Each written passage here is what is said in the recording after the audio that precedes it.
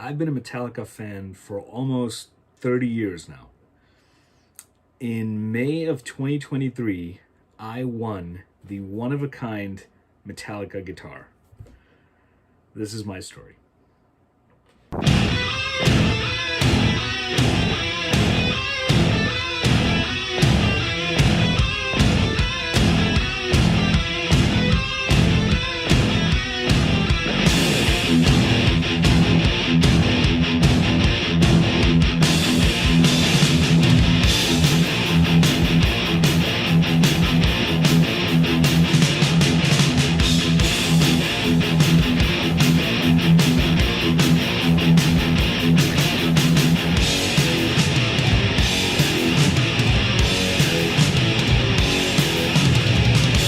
All right, so I was born to Indian parents in the United States, and when I was less than a year old, my parents moved back to India. So that's where I grew up. When I was about 9, my parents moved to the outskirts of Delhi, and that's where I made a friend who introduced me to Metallica at the time. Basically, his brother and his dad were like huge heavy metal fans, and so he was, by the age of 8 he was already like deep into a whole bunch of these bands, Iron Maiden, Black Sabbath, Metallica, Megadeth, a bunch of these people.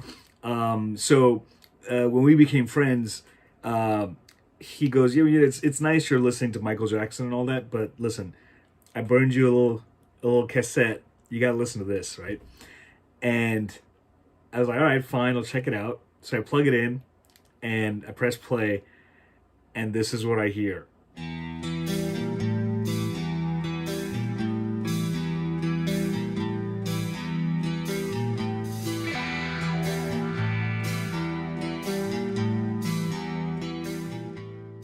After that, I was kind of hooked. I was like, I need to listen to everything else that this band has come up with. So about halfway through high school, we moved to Bangalore, which is in the south of India. And I think so Bangalore is where I finished high school, and then I got into undergrad. And I think that was right about the time that Saint Anger came out. I remember all I would wear in undergrad would be Metallica shirts. Because, I really wanted to wear them for like the longest time. And of course in school, we had to wear a uniform. Not allowed to wear any of that. In high school, again, they want to like police what you wear. You can't wear this, you can't wear that. My mom would let me have any Metallica shirt. So when I got into undergrad, I was like, I'm not listening to anybody anymore. I'm going to do exactly what I want. All I would wear was Metallica shirts. I think all those shirts were bootleg. Sometimes you'll find a design and it's in 2 different colors. Like the printing would be off sometimes. It'll be a little bit off to the angle. All through that time, that's what I wore, and I still have those shirts today. In fact, I still am such a massive fan. I remember I found a guy who made, little metal storefront signs or things like that. I showed him the Metallica logo. I said, I want this made. I want pins in the back of each of the letters so I can put it up on the corkboard.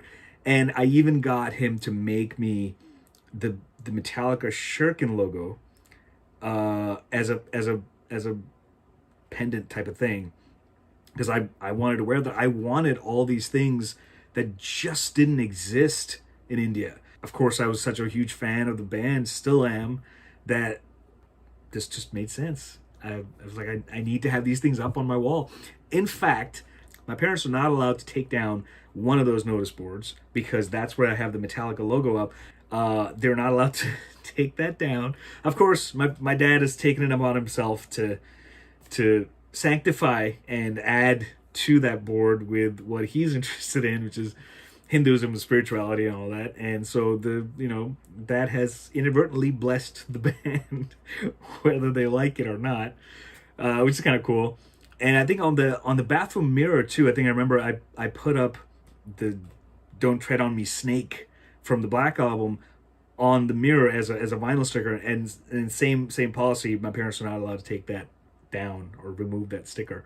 That stuff is still there. That sticker went on in 2004, right? So that's been up for 20 years.